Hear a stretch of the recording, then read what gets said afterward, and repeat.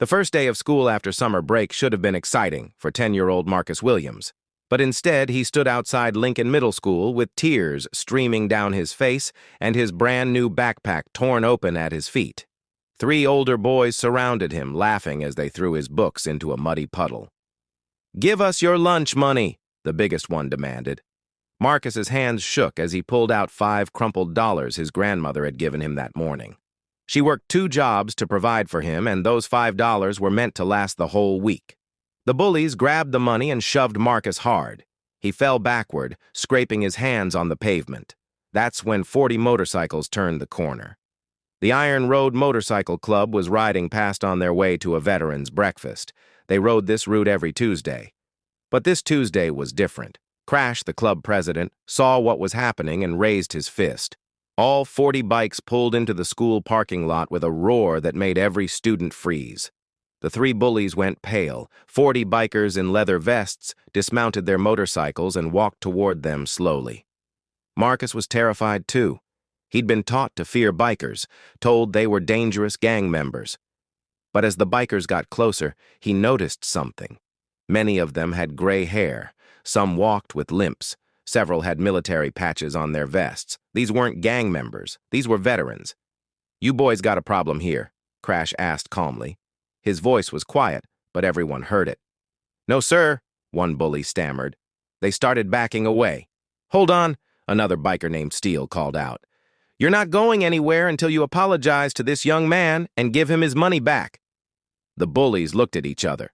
The biggest one tried to act tough. "We were just playing around." "He doesn't mind, right, kid?" Marcus was too scared to speak. He just stood there shaking. "That doesn't look like playing to me," said a female biker named Phoenix. She knelt beside Marcus. "Honey, are you okay?" Marcus shook his head. His lip was bleeding and his hands were scraped. Phoenix gently examined his injuries while the other bikers formed a protective circle around him. Crash turned to the bullies. "Empty your pockets, all of you." The 3 boys reluctantly pulled out money, candy, and other items they'd clearly stolen from other kids. "I thought so," Crash said grimly. "You've been doing this for a while, haven't you?" A teacher finally came running out. "What's going on here?" She looked terrified seeing 40 bikers in the parking lot. "Ma'am, I'm Crash Miller, president of the Iron Road MC. We're all veterans and we just witnessed these 3 boys assault and rob this young man. We stopped to make sure he was okay and to ensure these bullies face consequences." The teacher, Miss Rodriguez, looked at Marcus's injuries and torn backpack. Her face hardened. "Tyler, Jason, Derek, principal's office now. This is the 3rd incident this month." "But it was just," Tyler started. "Now," Ms. Rodriguez commanded.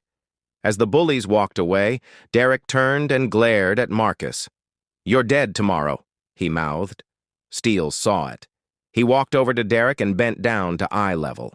"Listen very carefully. If anything happens to this boy, anything at all, we'll know. We ride past this school every Tuesday. We'll be watching, you understand?" Derek nodded quickly and ran inside. Ms. Rodriguez approached the bikers. "Thank you for stopping, but I should tell you that gathering in large groups on school property without permission is against policy." "We understand, ma'am," Crash replied. "We'll leave shortly. But first, we'd like to make sure Marcus here gets his money back and feels safe coming to school tomorrow." "Marcus," Phoenix asked gently, "do you have anyone at home?" "My grandma," Marcus whispered. "She works 2 jobs. I live with her because my parents died when I was 6. The bikers exchanged glances. Many of them were parents and grandparents themselves. They recognized poverty and struggle when they saw it. Steele handed Marcus $20. "This is from all of us. Buy yourself lunch this week." Marcus stared at the money. "I can't take this." "Yes, you can," Phoenix insisted. "And here's my phone number." She wrote it on a piece of paper. "If those boys or anyone else bothers you, you call me immediately. Okay?" Marcus nodded, clutching the paper like it was precious. A younger biker named Ghost spoke up. He couldn't have been more than 25. "I was bullied too when I was your age.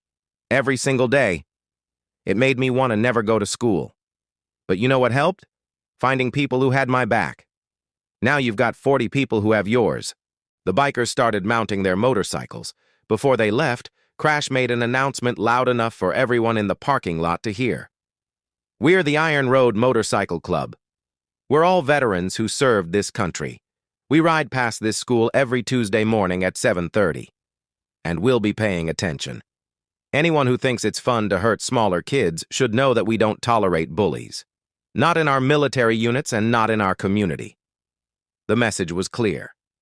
Marcus was under protection now. As the bikes roared out of the parking lot, Marcus picked up his books and walked into school with his head a little higher. But the story was just beginning. That afternoon, Tyler, Jason, and Derek were suspended for 3 days. Their parents were called in. But suspensions don't change hearts, and everyone knew the bullies would come back angrier. Marcus spent those 3 days dreading their return. His grandmother noticed him barely eating. "Baby, what's wrong?" she asked. He told her everything.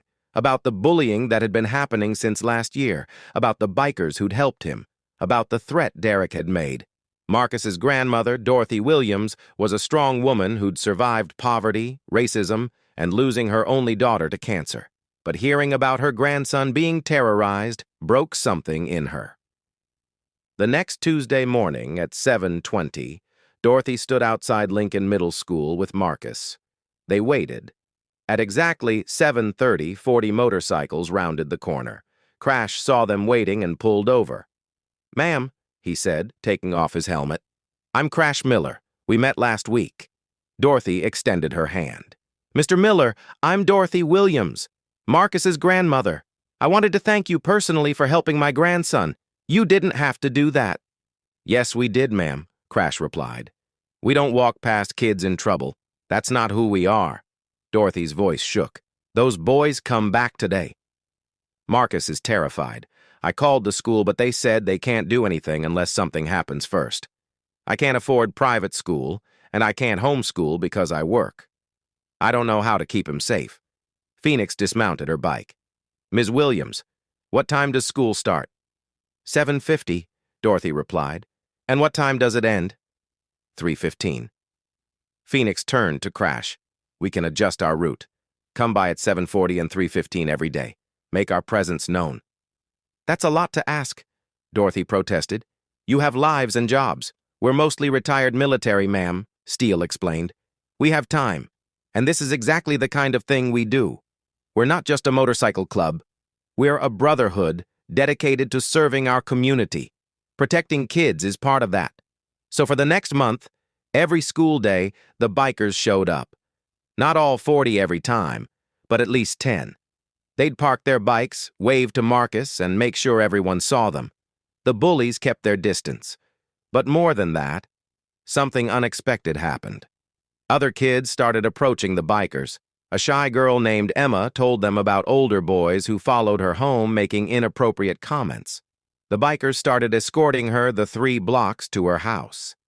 A boy with autism named David was being mocked daily. The bikers ate lunch with him in their parking lot spot, treating him like he was the coolest kid in school. Word spread beyond Lincoln Middle School. Parents heard about the Iron Road bikers. Some were suspicious. A group of concerned mothers showed up at a school board meeting demanding the bikers be banned from school property. "They're intimidating and inappropriate," one mother argued. "They're teaching children to solve problems with threats and violence." Dorothy Williams stood up. "With all due respect," she said firmly, "those bikers have done more to protect my grandson in 1 month than this school has done in a year. They haven't threatened anyone. They've simply made their presence known, and suddenly my Marcus doesn't come home crying every day." Ms. Rodriguez, the teacher, spoke next. "I was skeptical at first, too. But I've watched these veterans carefully. They don't approach students inappropriately. They don't cause disruptions. What they do is create an atmosphere where bullies know their actions have witnesses. Our school security budget was cut last year. We have 1 security guard for 800 students. These bikers have filled a gap we couldn't fill." The concerned mothers weren't convinced. They contacted the media. Local news showed up to interview the bikers. A young reporter named Sandra Chen asked Crash the obvious question. "Some parents say you're vigilantes who are overstepping boundaries. How do you respond?" Crash thought carefully before answering. We're not vigilantes. We don't physically intervene unless a child is in immediate danger, and we call proper authorities immediately. What we do is bear witness. Bullies operate in shadows. They target kids when adults aren't watching. We make sure adults are watching. That's not vigilantism, that's community involvement. But you look intimidating, Sandra pressed. You're large men on motorcycles wearing leather and chains. That scares people. Crash smiled sadly. I'm a 62-year-old man who served 3 tours in Vietnam.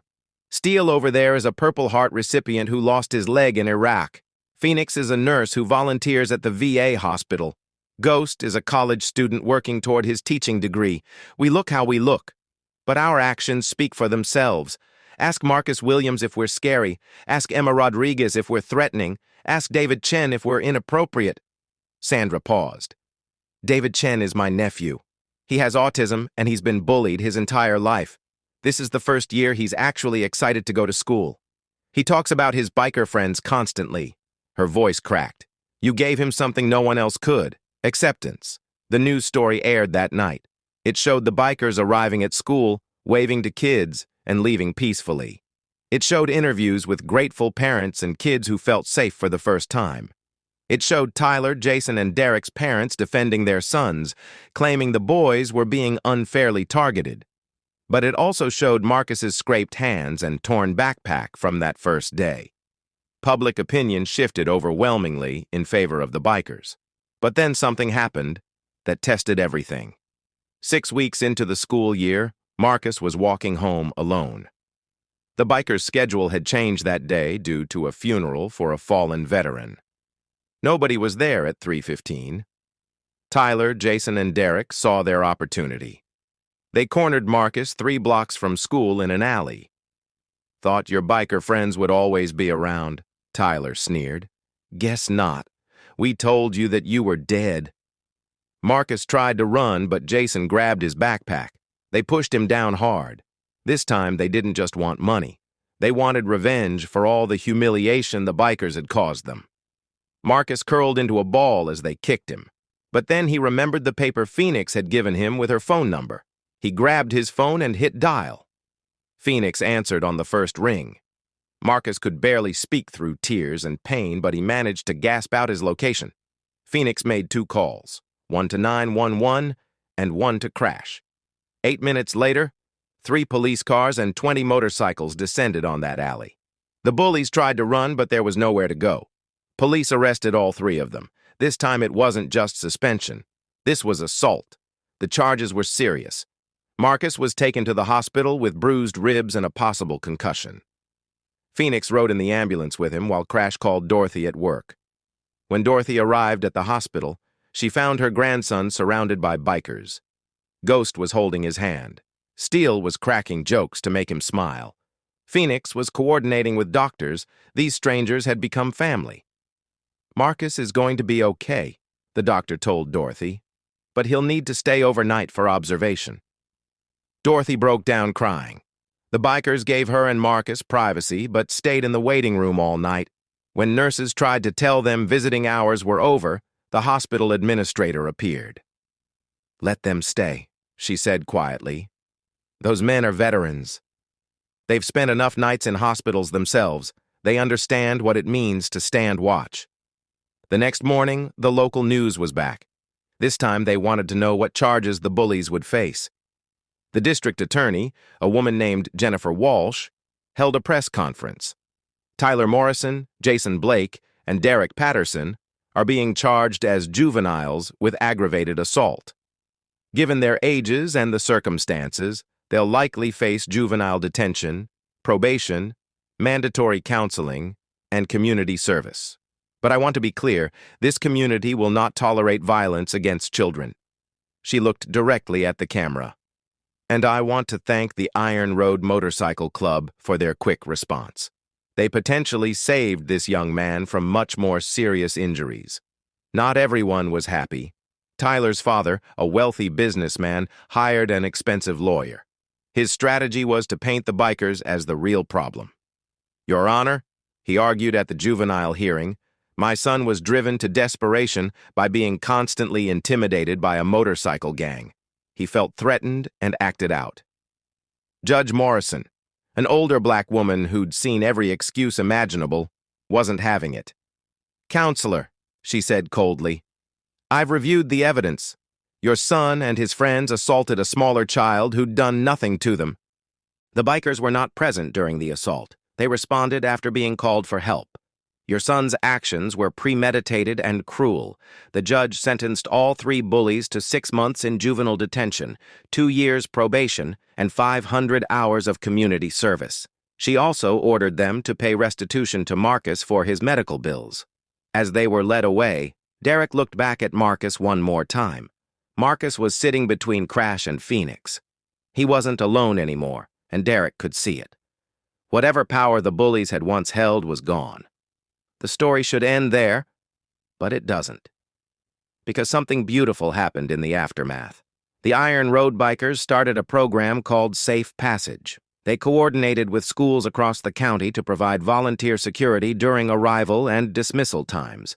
Dozens of veterans joined, not just bikers but former military from all branches. They wore bright yellow vests that said, "Veteran Volunteer," and they made their presence known. Bullying didn't disappear completely. That would be unrealistic, but it decreased dramatically. Kids knew that at least twice a day, adults who cared were watching. Adults who wouldn't ignore problems or make excuses. Adults who'd stand between them and harm. Marcus Williams thrived. His grades improved. He joined the school robotics club. He made friends. On his 11th birthday, the Iron Road Club threw him a party at their clubhouse. 40 bikers showed up with presents. Dorothy cried watching her grandson blow out candles, surrounded by these rough-looking men who'd become his protectors and friends. Ghost gave Marcus a special present. It was a leather vest, child-sized, with a patch that said, "Honorary Iron Road Member." "You're one of us now," Ghost said. "That means you're never alone." Marcus wore that vest constantly, to school, to the library, to church. It became his armor. Not because it made him tough, but because it reminded him that toughness comes in many forms. Sometimes it's the courage to ask for help. Sometimes it's the compassion to give it. 2 years later, Marcus was in 7th grade when he saw a new 6th grader being bullied. Without hesitation, Marcus stepped in. "Leave him alone," Marcus said firmly. The bullies laughed. "What are you going to do about it?" Marcus pulled out his phone. "I'm going to call 40 bikers who taught me that standing up to bullies is everyone's responsibility. Want to wait and meet them?" The bullies left. The 6th grader, a small kid named Luis, looked at Marcus with wonder. "You really know 40 bikers?" Marcus smiled. "I really do." "And now you do too. Come on, I'll walk you to class." That became Marcus's mission. He befriended new students, especially ones who looked vulnerable. He taught them what the bikers had taught him about standing together and speaking up. He created a student organization called Stand Together that paired older students with younger ones for mentorship and protection. Ms. Rodriguez sponsored the club. Within a year, Lincoln Middle School had the lowest bullying incident rate in the district. When Marcus graduated 8th grade, the Iron Road Bikers showed up in force. All 40 original members who'd been there that first day. They sat in the audience wearing dress shirts instead of leather vests, but still unmistakably bikers. When Marcus's name was called for an award for community service, they stood and clapped louder than anyone. In his acceptance speech, Marcus's voice shook, but his words were clear. 3 years ago, I was a scared kid who thought nobody cared if I was hurt. Then 40 strangers on motorcycles showed me I was wrong. They taught me that family isn't always blood. Sometimes family is people who choose to protect you when they don't have to. They taught me that strength isn't about being the biggest or the toughest. It's about using whatever strength you have to protect people who have less. He looked directly at the bikers in the audience. Crash, Phoenix, Steel, Ghost, and everyone else in the Iron Road, you saved my life that day. Not just from bullies, but from believing I didn't matter. You showed me I mattered enough for 40 people to stop their day and help. I'll spend the rest of my life trying to do the same for others. There wasn't a dry eye in that auditorium. After the ceremony, Crash hugged Marcus. "We're proud of you, kid. You took what we gave you and multiplied it. That's the real victory. Dorothy approached the bikers with a trembling smile. I don't have much, she said, but I made you all something. She handed each biker a small package. Inside were hand-knitted patches that said Iron Road Guardian with the date they'd first helped Marcus. I wanted you to have something that shows what you mean to our family. 40 tough veterans got choked up over hand-knitted patches from a grandmother who barely had money for rent. They wore those patches on their vests with more pride than their military decorations. 5 years after that first encounter, Marcus Williams was a high school senior applying to colleges. He'd maintained straight A's, become captain of the robotics team, and started 3 anti-bullying programs in local schools. He applied to 15 universities. Every single one accepted him. His essay about the day 40 bikers changed his life had admissions officers in tears. He chose a full scholarship to State University to study social work. His goal was to become a child advocate helping kids in situations like his had been. The night before Marcus left for college, the Iron Road threw him a going-away party. It was supposed to be just the club, but word got out. Emma, the girl they'd once escorted home, showed up with her parents. David, the autistic boy, came with his aunt Sandra Chen, the reporter. Luis, the 6th grader Marcus had protected, came with a dozen other kids Marcus had mentored. The clubhouse was packed with people whose lives had been touched by what started with one act of courage. Crash stood up to make a toast. 5 years ago, we saw a kid in trouble and we stopped. We didn't know it would lead to all this. We just knew it was the right thing to do. But Marcus took that moment and built something bigger than any of us imagined. He created a community of protection and kindness.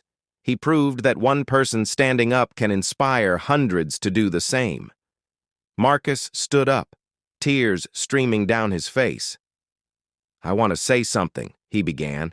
Everyone quieted. 5 years ago, I thought the worst day of my life was when those bullies took my lunch money. But it turned out to be the best day, because it brought me all of you. You taught me what courage looks like.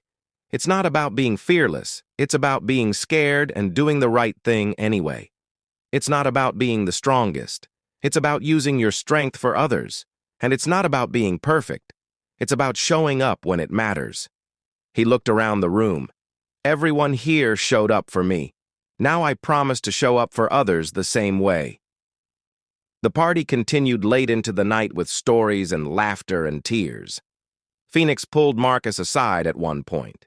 You know we're always here, right? Even when you're at college, even when you're an adult, even when you have your own family.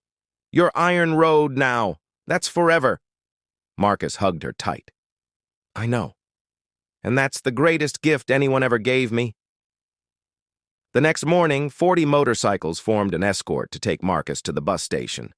They rode through town, horns honking, celebrating one of their own starting a new chapter. People on sidewalks waved. They'd seen these bikers for 5 years now, protecting kids, helping families, serving their community. They weren't scary anymore. They were heroes. As Marcus boarded the bus, each biker said goodbye. Crash was last. You changed us too, kid, he said quietly. Before you, we were just a club. Veterans hanging out, riding bikes, remembering the old days. You gave us a mission again, a purpose. You reminded us why we served in the first place, to protect people who need protecting. Thank you for that. Marcus couldn't speak. He just hugged this man who'd become like a grandfather to him. The bus pulled away, and Marcus watched through the rear window as 40 bikers waved goodbye. His journey was just beginning, but he'd never be alone. He carried with him the lessons they'd taught him and the love they'd shown him. That's the ending that melts your heart. Not because it's a perfect fairy tale, but because it's real. Real people making real choices to protect someone vulnerable. Real transformation happening because strangers decided to care. Real community being built one act of courage at a time. Marcus Williams went on to become a prominent child advocate, helping thousands of kids over his career. He stayed in touch with the Iron Road bikers until the day Crash passed away at 81, surrounded by his brotherhood and by Marcus, who'd flown home from across the country to say goodbye. At Crash's funeral, Marcus gave the eulogy. He talked about a 10-year-old boy who'd lost hope until 40 strangers on motorcycles showed him that the world still had good people in it. He talked about how one moment of choosing to stop and help had rippled out to change hundreds of lives. And he talked about how the greatest gift we can give anyone is the knowledge that they matter, that they're seen, that someone will stand between them and harm. That's what 40 bikers gave a crying boy, and that's what melted hearts then, and continues to melt hearts now. Because it reminds us that heroes don't always wear capes. Sometimes they wear leather vests and ride Harleys. And sometimes the greatest victories aren't won with violence, but with the simple decision to care when you don't have to. That's the power of compassion. That's the strength of community. That's what happens when good people refuse to look away from someone in need. And that's a story worth telling again and again, until everyone understands that we all have the power to be someone's hero. We just have to choose to stop.